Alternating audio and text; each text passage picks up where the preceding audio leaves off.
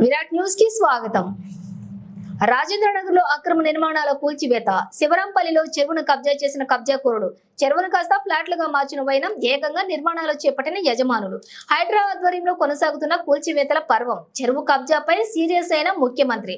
తెల్లవారుజాము నుండి కూల్చివేతలు, భారీ బందోబస్తు నడుమ కూల్చివేతలు చేపట్టిన హైడ్రా అధికారులు. స్పాట్ కు ఎవరిని రానివ్వకుండా అడ్డుకుంటున్నటువంటి కాప్స్.